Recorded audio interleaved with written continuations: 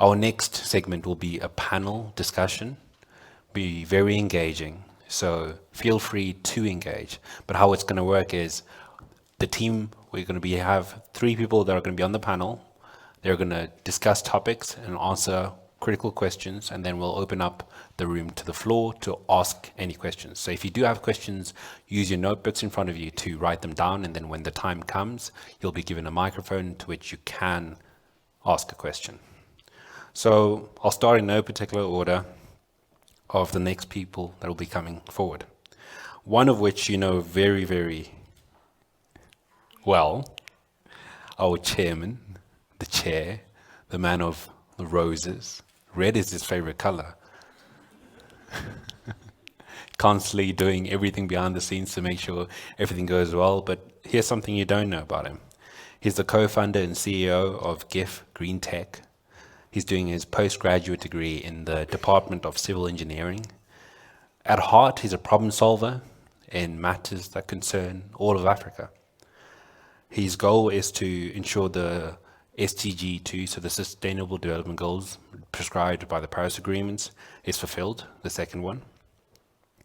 And he's currently a Jim Leach MasterCard Foundation Entrepreneurship finalist at Queen's University in Canada.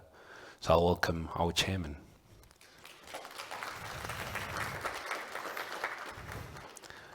And as we move from stride to stride, we go on to another very esteemed scholar. She's currently working towards her Bachelor of Arts and Honors degree in International Relations.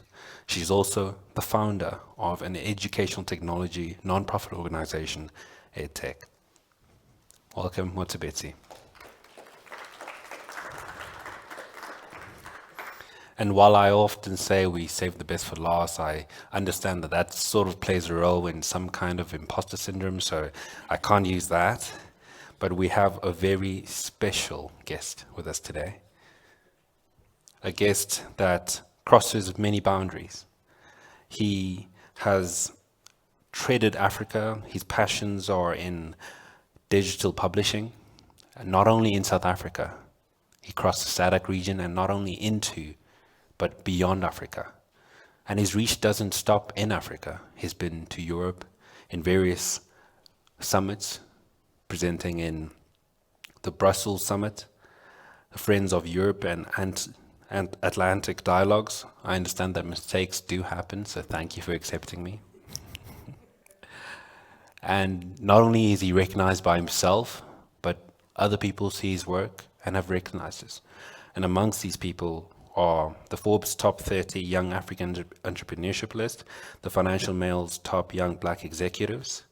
Wow, when I grow up one day. Mail and Guardian Top 200, I see this one every year. And most recently, News 24's 30 Young Mandelas. And on top of that, Bruce was nominated for the Top 40 Under 40 Entrepreneurs in SA by the NYDA. So thank you, Bruce, for sharing the platform. Thank you so much, Randy. My name is Musebeti, and good morning, everyone. It is an honor that today we're going to have an entrepreneurial conversation, OPME, myself, and you scholars as well. And we're honored today to have in our midst a renowned entrepreneur and a trailblazer whose profile, whose incredible achievements, which I must add, are also intimidating, have just been read to us. But just before that, let me tell you a little secret. Behind this remarkable profile that has just been read to us lies a person who, like us, has faced their own share of challenges.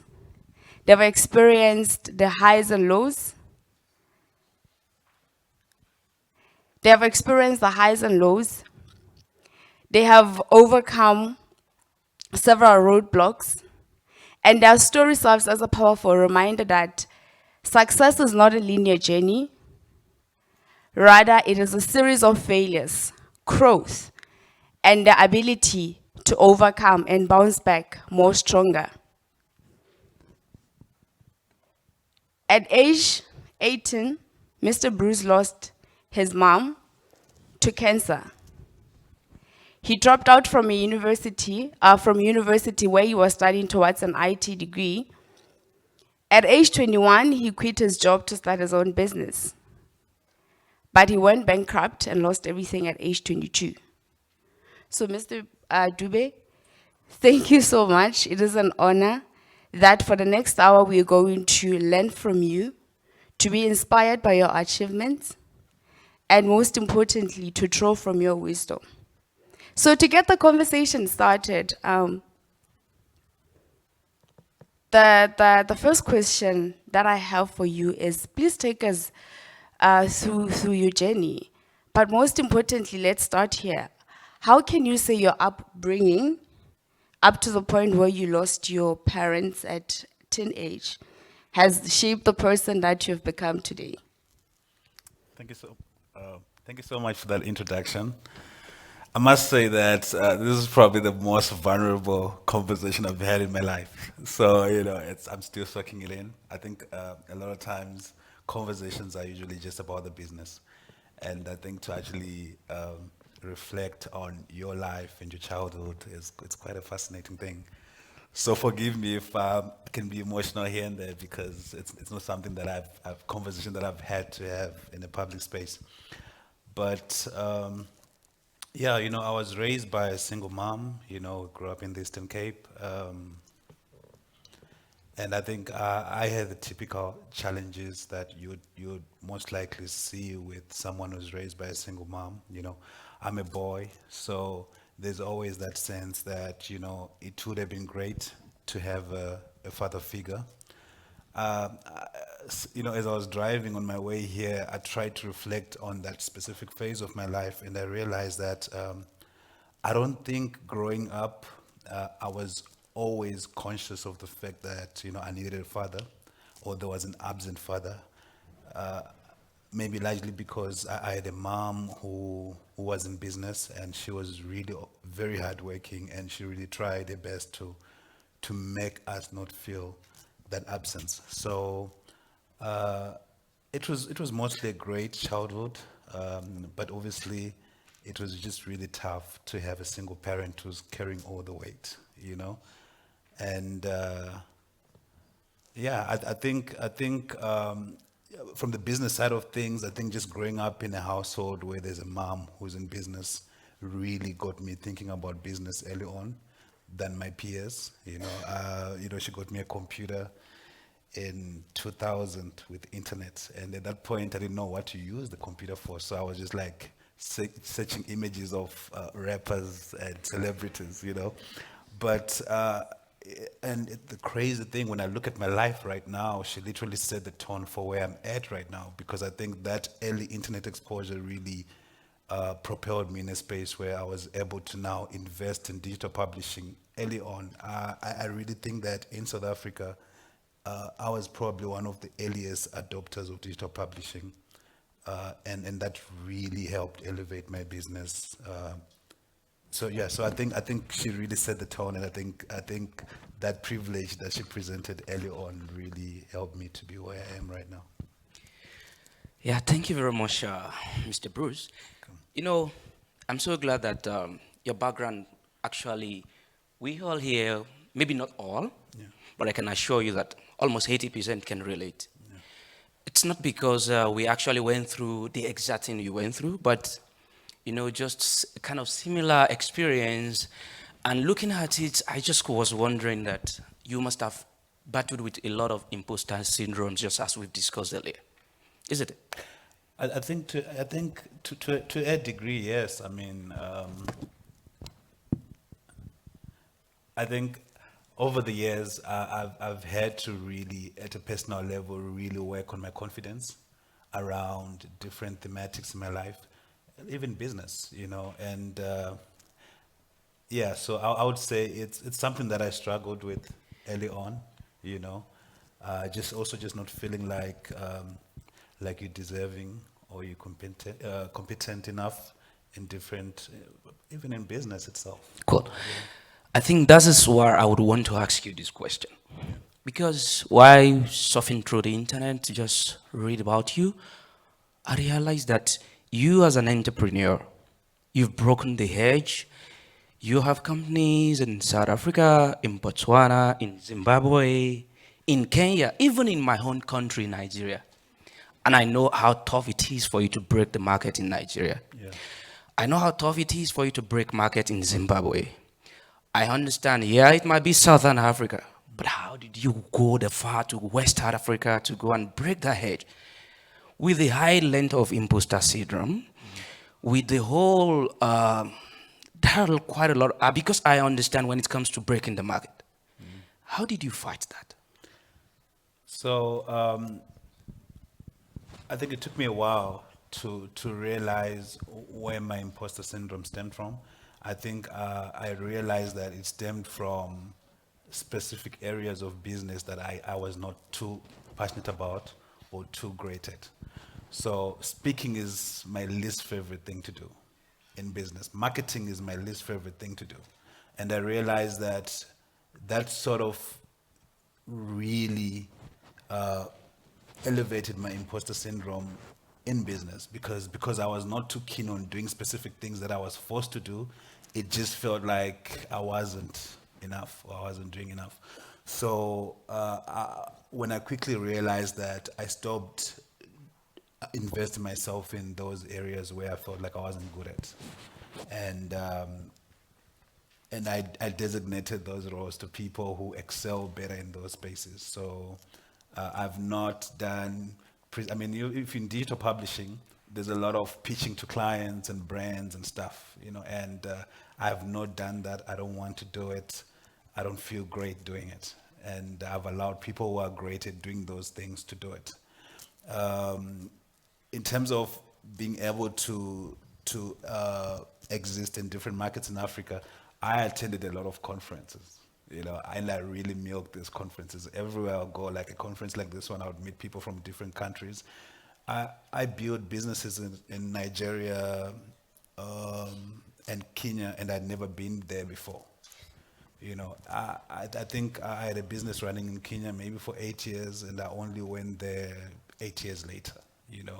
But what I did was leverage off the relationships that I had with people that I'd met at conferences, and they were my foot soldiers in those countries, having the conversations that I couldn't have, obviously because I wasn't in the country, but also because it's not my greatest strength.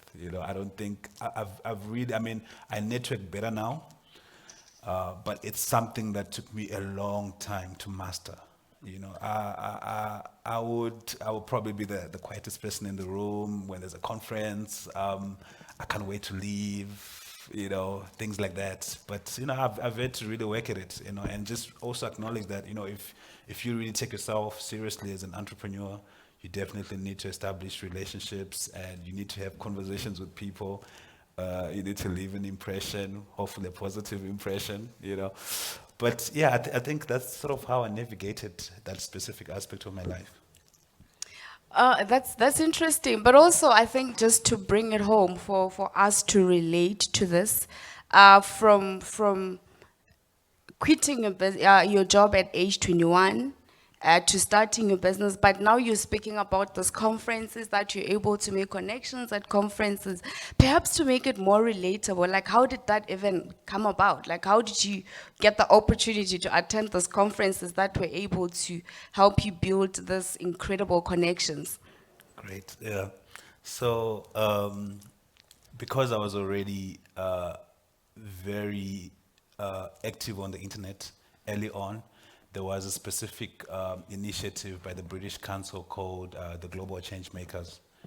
They had a youth summit in Brussels that they advertised at a point, I think it's 2012 or something.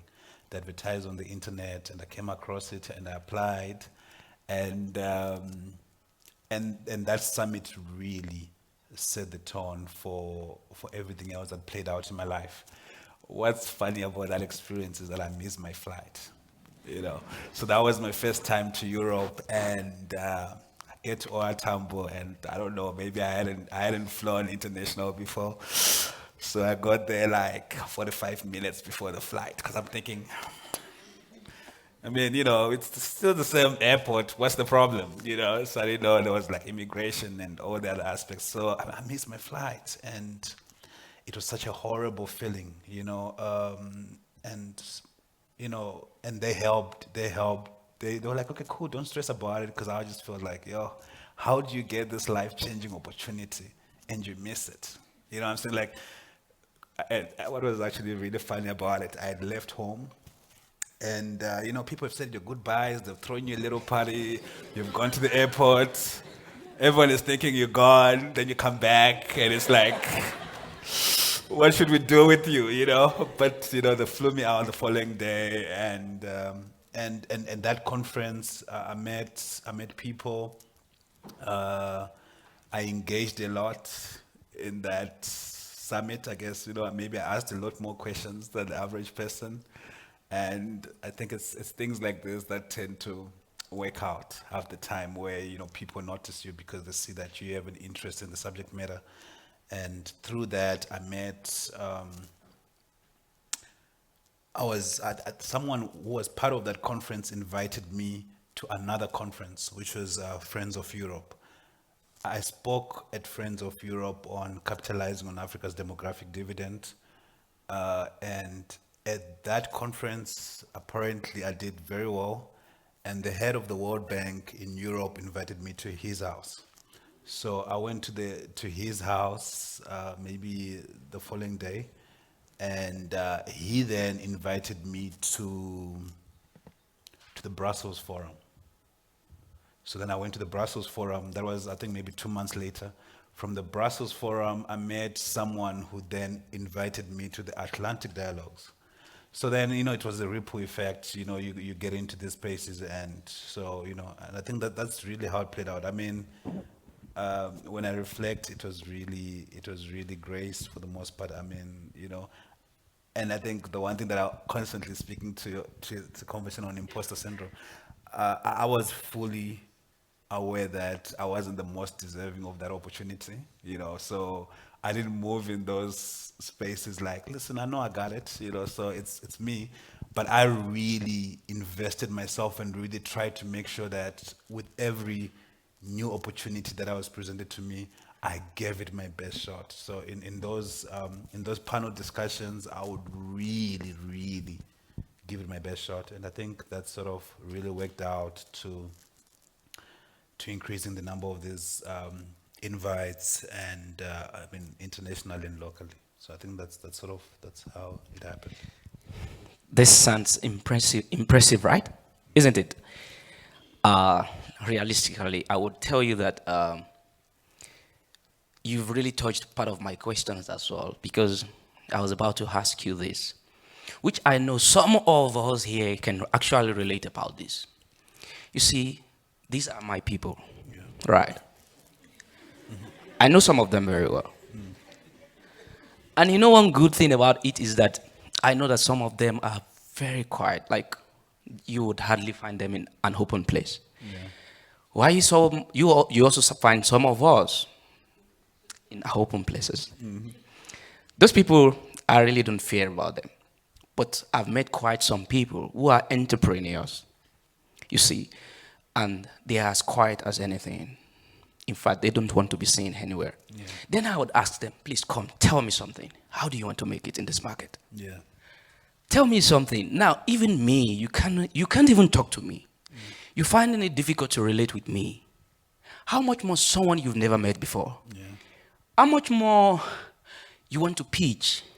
Because, when it comes to pitching, I've tried some, and I know how much I can be sweating in my panties. Yeah. Because it's so frightening. Yeah. And now you're seeing your friend, someone you sit with, you talk to every time, you're sweating in your panties. Mm. How much more someone you want to get grants from? Not just 5,000 rands. Yeah. This is about 100,000 rand, about 1 million rands. Yeah. Who's gonna give you while you're sweating in your panties? Now tell me something. How did you actually come about that? Is it that you developed the confidence somewhere? I know you said it that yes, you try to partner with quite a lot of people. Yeah. But tell me, how did you even go about approaching those people? Because yes, fine, you said you engage with people who can actually do the pitching for you, who can speak for you, you have a very solidified team. Yeah. getting a solidified team, even me, I'm facing a problem right now. Yeah. It's not easy to get those people. Yeah. Even while I know that I can actually buy you in with my idea, I know how I can trick you in, Yeah. but still, I still find a lot of people that would just tell me, put your same bullshit. How are you able to consolidate that team? Because if you can achieve this feat, it shows one way or the other you learned something or you made use of a particular skill. How did you go about getting those teams? I want to really know. Like, we all want to know. Yeah, thank you. Thank you for that question. So I want to bring it back.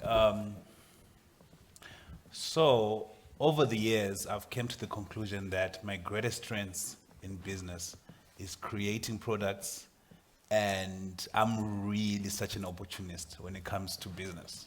So I could be in a space and I get inspired, and I would work on the idea today, work on it overnight, implement tomorrow. I'm that kind of guy, like I'm easily inspired, and I have web development skills. So it means that after time, when I have an idea, I can implement it myself and launch it tomorrow. So it took me a while to realize that, listen, this is what you're great at. And maybe as tempting as it is to do all the million things, maybe you should focus your energy on this because that's what you're great at. But there is a striking incident that happened in my life that really reaffirmed that actually, you know what, everything else that you're trying to do is not you. Maybe you need to get people on board to do these things. So I used to do these pitch competitions. And I mean, if you're in business, I don't see a lot of them now, but there was a point where like almost every bank and most institutions, there's entrepreneur programs where you come and you pitch your idea and they get you funding and whatever. So there was a specific one that was in Cape Town. So I think the winning prize was 20,000 rand, and that was maybe 2011, I think.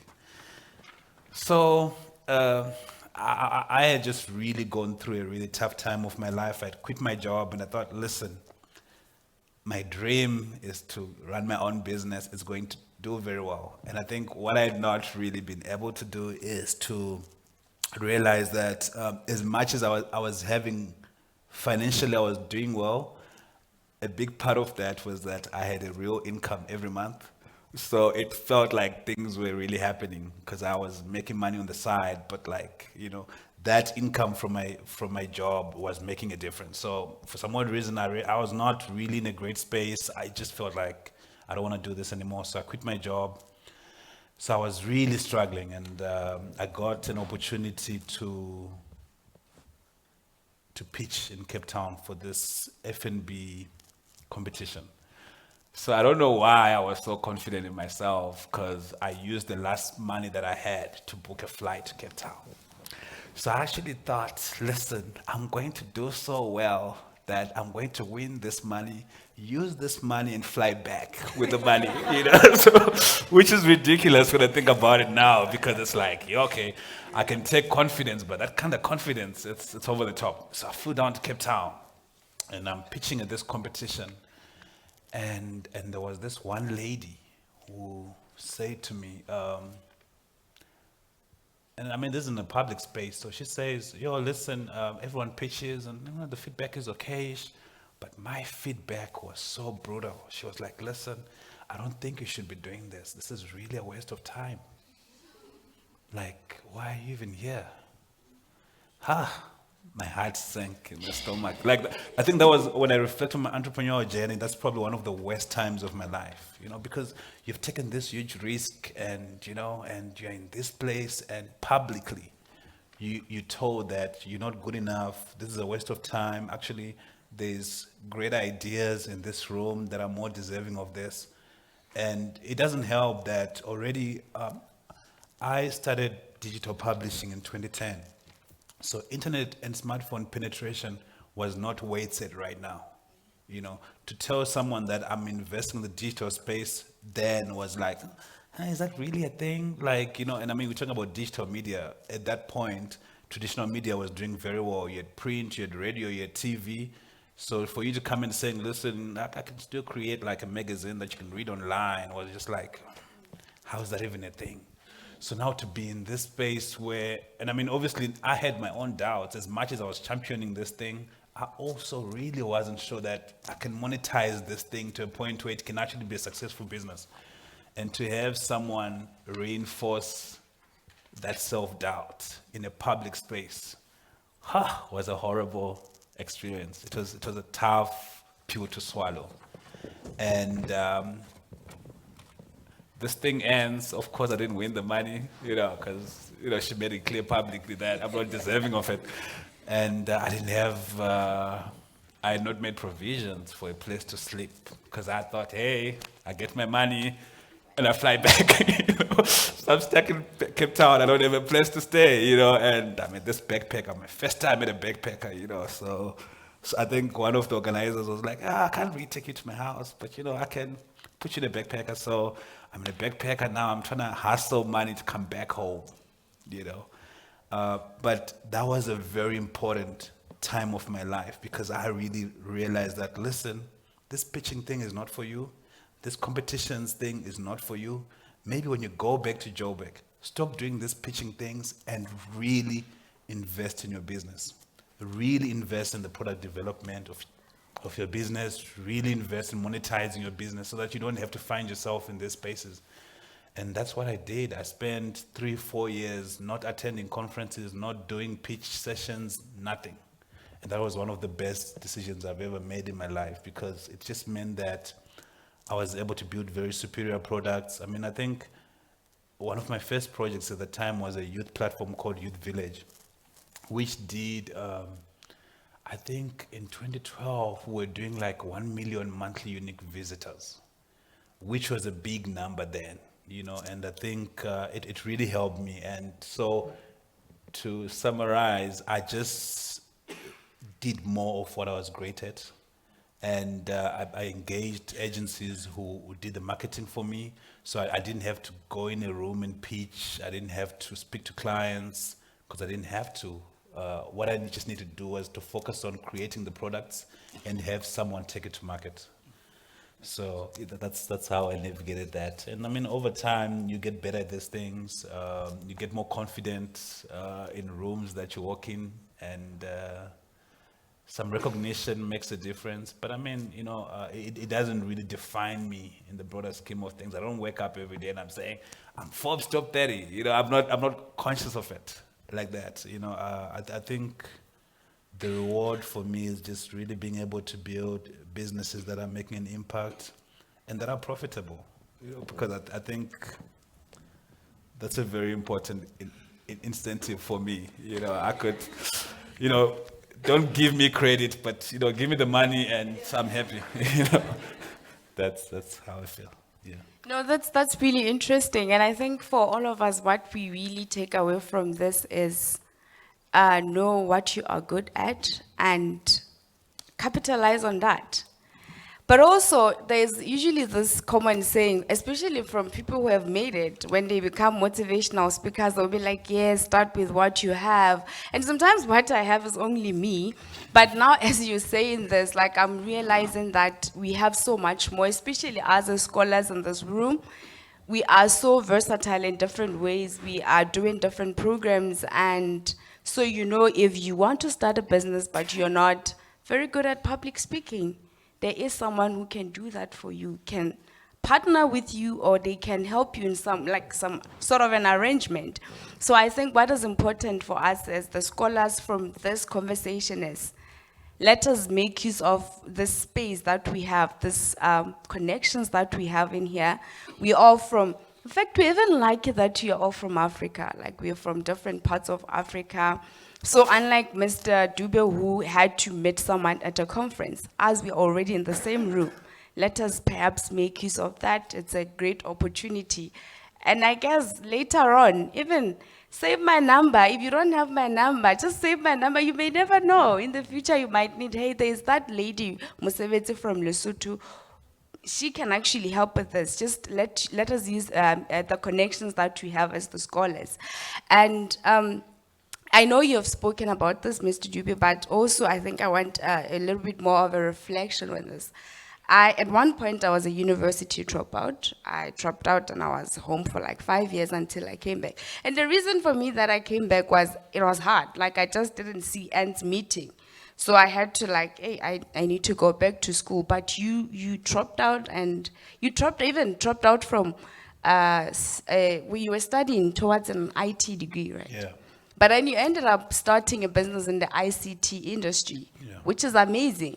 But also, like, please take us through the process. At that time, I know that your mom bought you a computer in 2000 with the internet. At that time, I think most of us people were using the encyclopedia. If you remember that, or maybe not.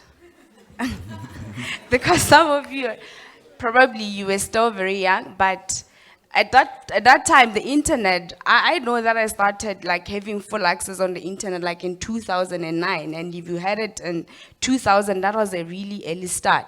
But please just take us through the process when you started your business in digital publishing. What resources did you have or did not have? Great. Thank you for that question. So, just a little backstory. Before I started my digital publishing business, I used to work for an international broadcaster that was producing radio content for community radio stations in the Free State. So they were producing radio content on thematics like education, entrepreneurship, health, etc., etc. So they were like, so I was responsible for that project. So I was like creating radio content, package it in Pretoria, then send it to community radio stations in the Free State, and then they would flight it, whatever times they would flight it. And I think that was probably in 2008. So what happened is when I would go into these communities, because I used to travel often to the Free State. When I would go into these communities, I would realize that whenever opportunity, there were a lot of students who had finished matric and they'd done very well in matric, but they didn't have access to information on, like, for instance, the bursaries available. So you'd have all these kids who did very well in matric just hang around street corners and stuff. So I tried to use the radio project to give them access to developmental content, but I realized that it was not very effective. They would have to listen to specific slots, and community radio stations really struggle with funding. So the placement, the programming was not really great. So the content barely reached them, and also communities have a lot of politics. So even information that should be widely available, distributed to everyone in these communities, was not being distributed to everyone. So it was only a select few of people who had access to the information.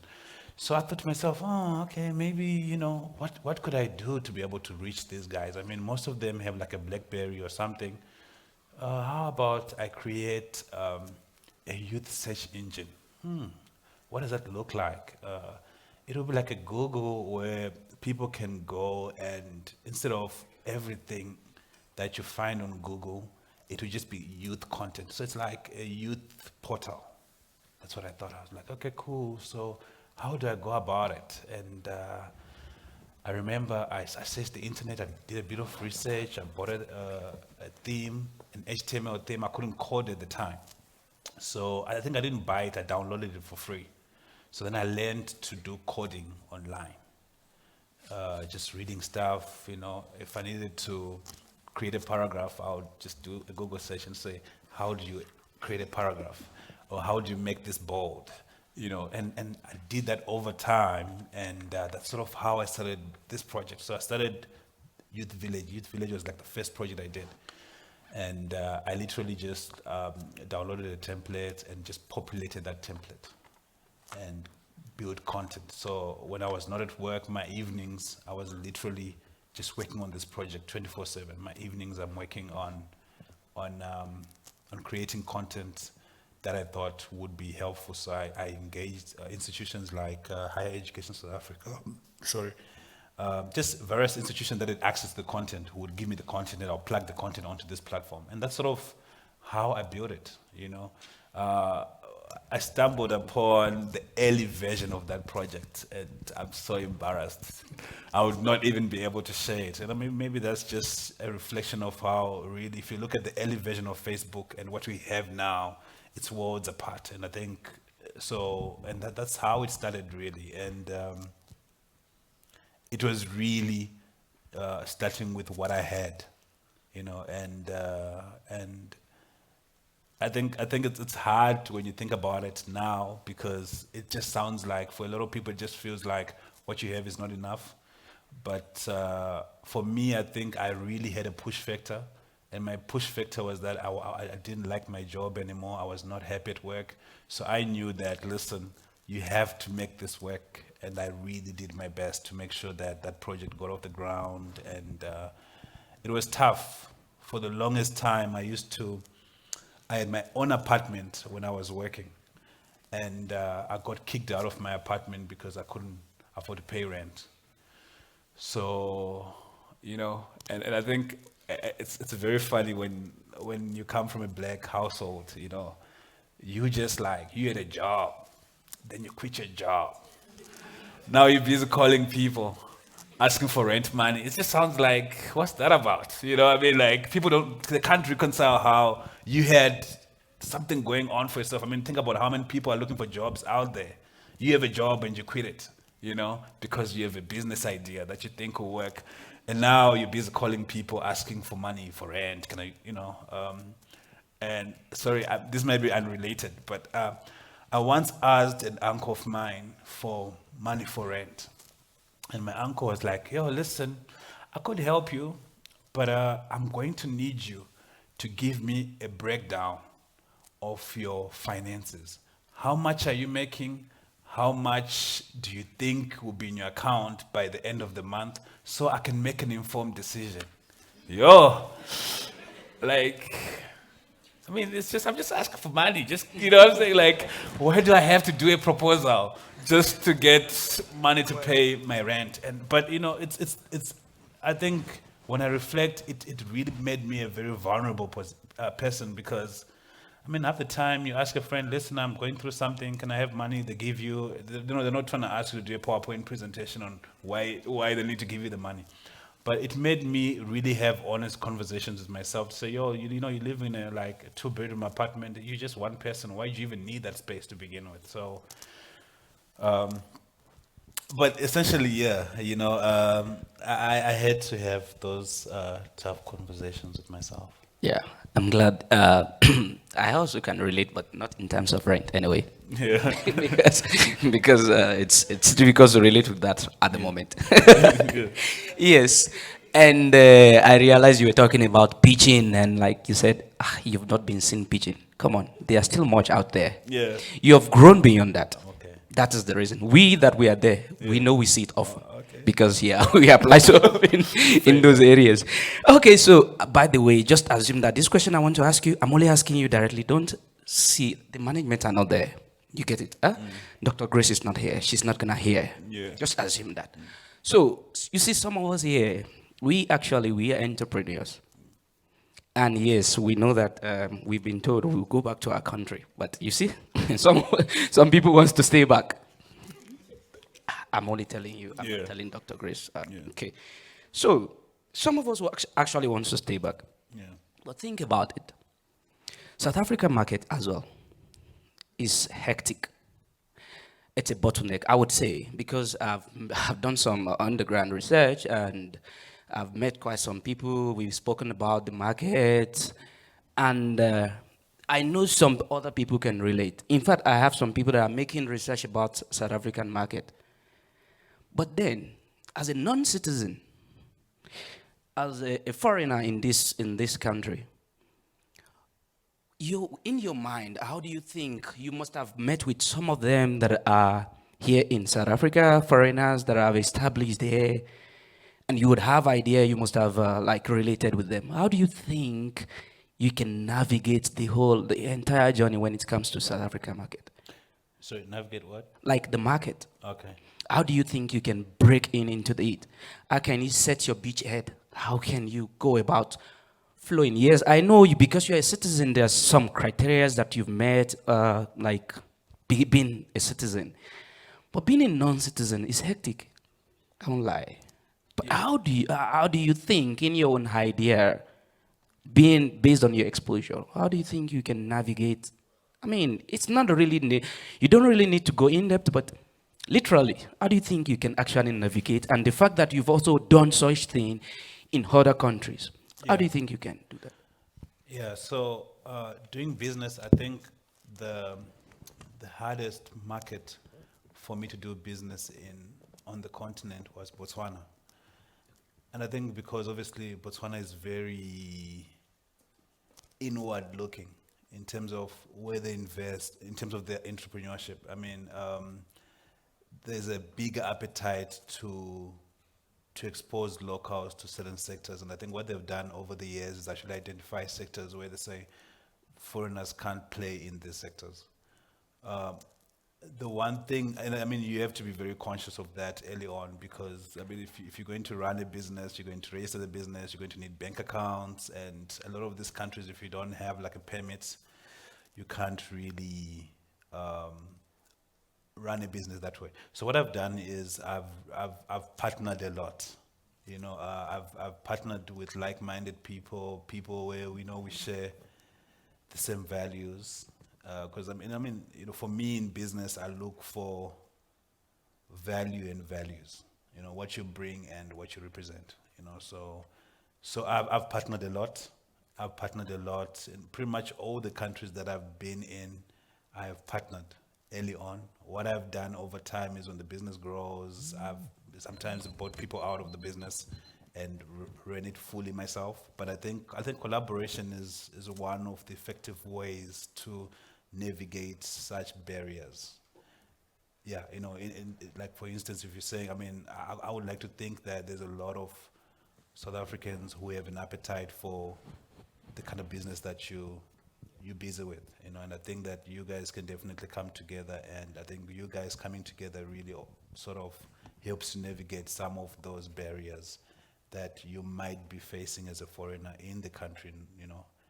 Um, yeah, that's sort of how I've personally navigated my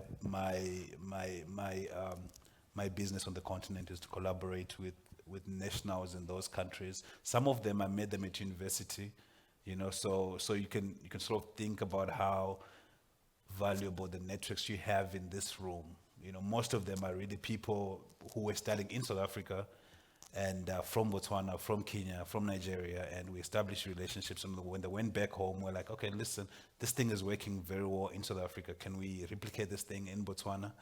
And that's what I've been able to do. Yeah. That's interesting. Once again, guys, it comes back to partnerships, your networks. We already have this rich network amongst us, which is the scholars from all over Africa. Please let us make use of that because as he's a good example that it works and it can work for us as well.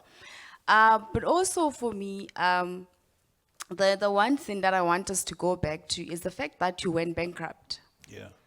And that was like a year after you quit your job to start your business. So like I want us to tell us like how did you recover from that? You dropped out, you got a job, quit the job, started a business, and then you got bankrupt. Like how did you come back from that?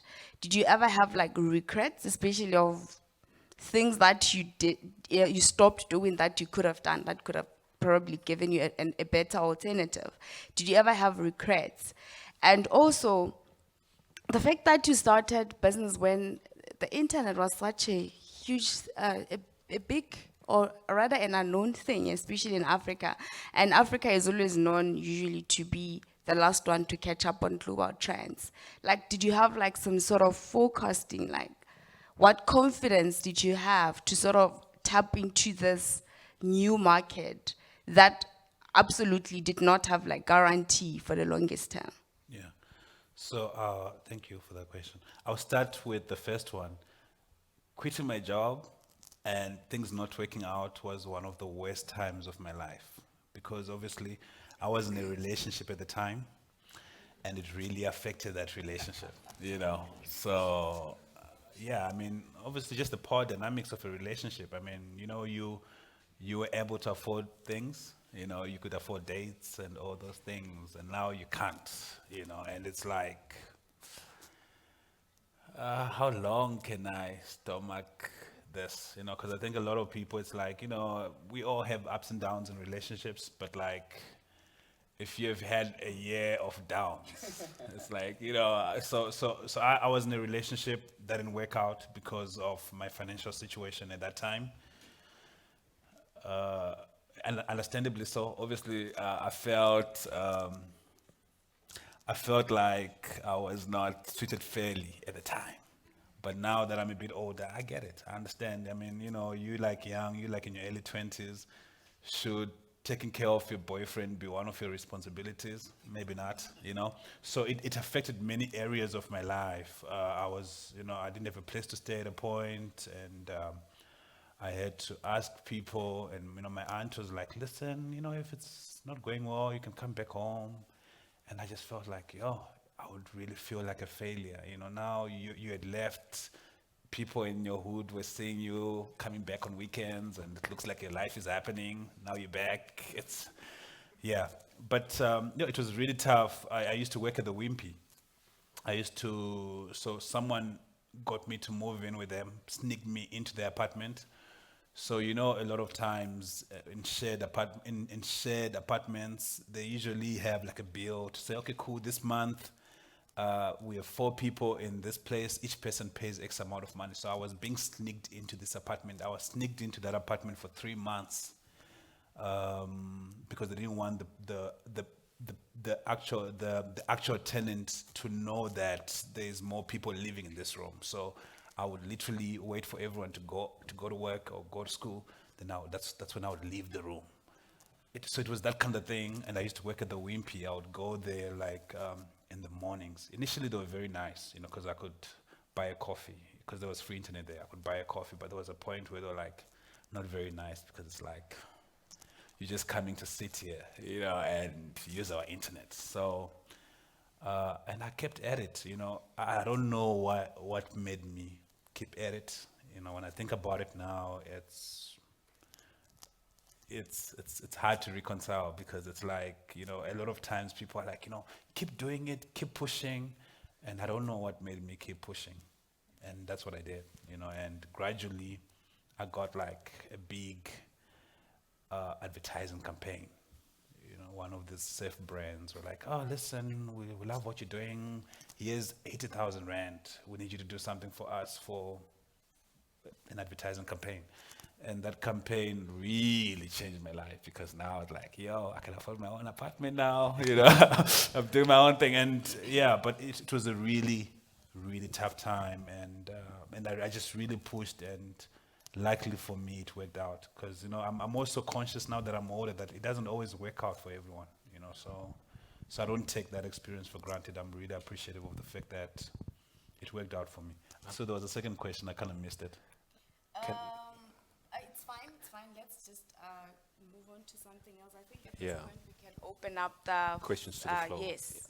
If Kwaha can help us with the mic that we can answer. If you have questions, just raise your hand and our lovely assistants will get to you. And then We have 3 people. 4. Okay. Let's just can I make borrow it- your mic? Possible. Sorry. Could we before? start? Sorry. Sorry. I'm not sure who would be able to actually take all the questions because of our time. But we will try to just move as quick as possible, and I am sure you'll be able to answer as quick as possible. Thanks. So for time constraints, let's just limit the length of the questions as well. Just keep it reasonable so that he can respond to you. So we'll go 1, and then hands. Okay.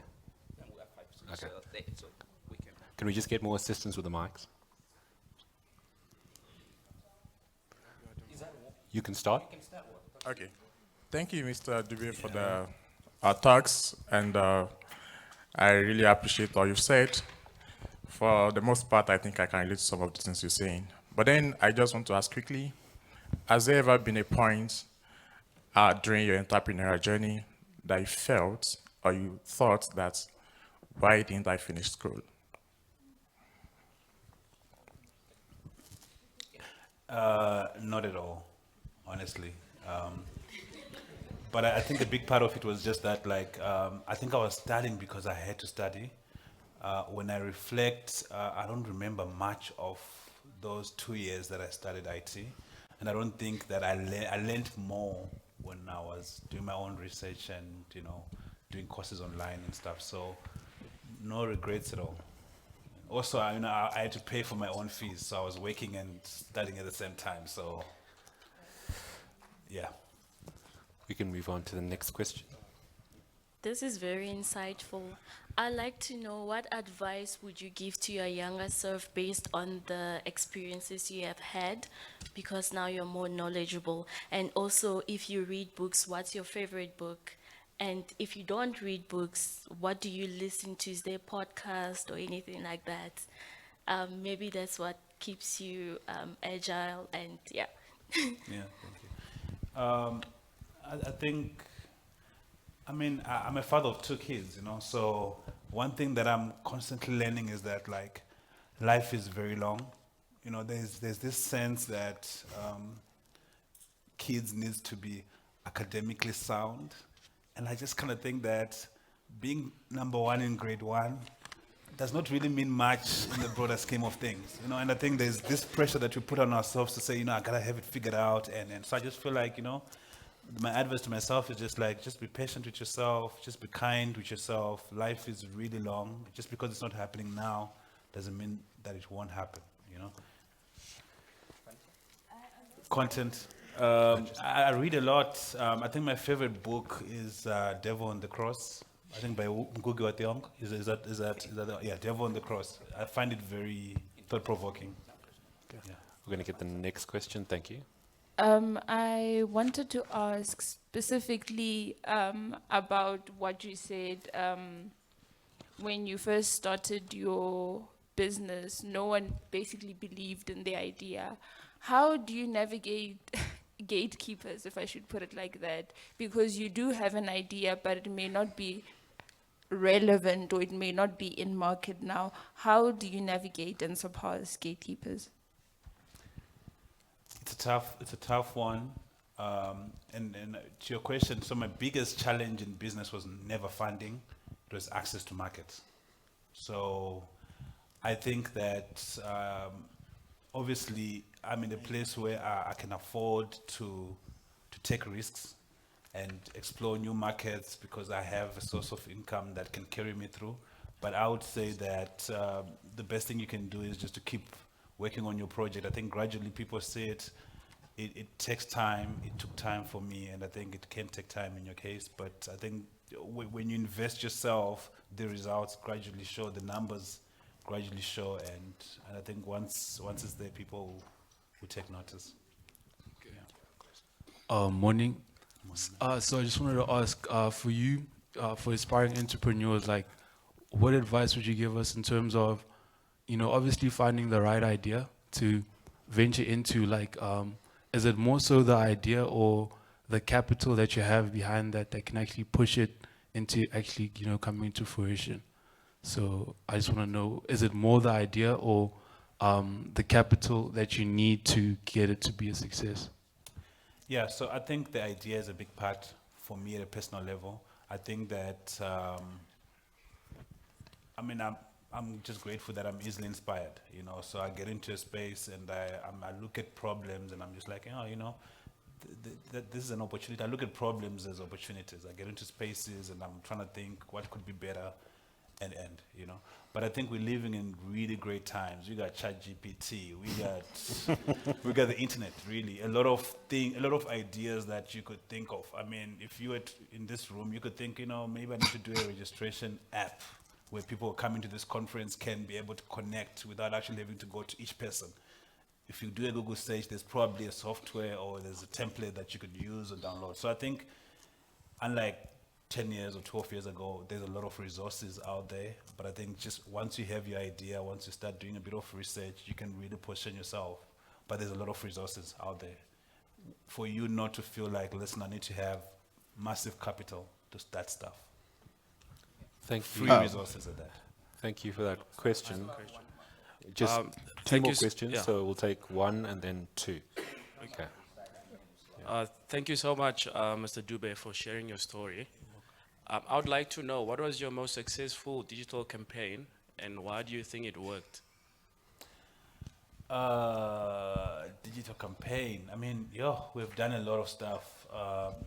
We've done a lot of stuff for big brands, Coca-Cola, MTN, Vodacom. I would not really remember. But I think that it's just really having a grasp of your audience and being able to target it well, being able to speak the language that they understand, and have an idea of what conversion you're looking at. So it's really understanding your audience. For me, that's a big part, and engaging them, because obviously it's digital. Yeah. And the last question. Right. It's been a pleasure to hear from you, Mr. Dube. So my question is, since I think you have a background in IT, it seemed as if you had like some intuition, or you had done research in terms of where media was going, in terms of like, the route it took to digital media. I think since 2020, we have seen the rise of podcasts and like the increase in overall digital media. So my question to you is, now I think 2023, we can argue that we have seen in information systems or in IT that it's been a more of a year of AI. Like we have seen AI tools like your ChatGPT and all of that. So the question is, how do you think maybe this is going to affect the development of the content in maybe your field of digital publishing, or just the overall? How can even one spot opportunities in terms of leveraging these AI tools, or these AI tools in terms of the digital media space? Sorry, before you can answer that, can I just add that Mr. Dube also has a podcast, his own podcast. It's called The Episode. And by the way, just I think a week, 6 days ago, there's a video that was posted and it already has 89,000 views.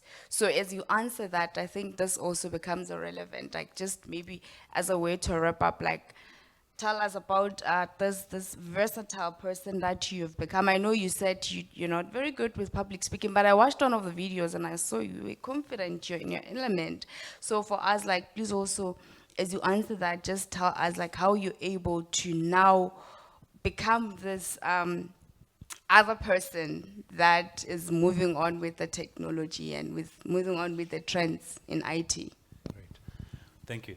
So to answer your question, I think that I don't think I had foresight that the internet will be where it is right now. I'll be lying if I say that. What informed me to invest in digital media was that it was not capital intensive.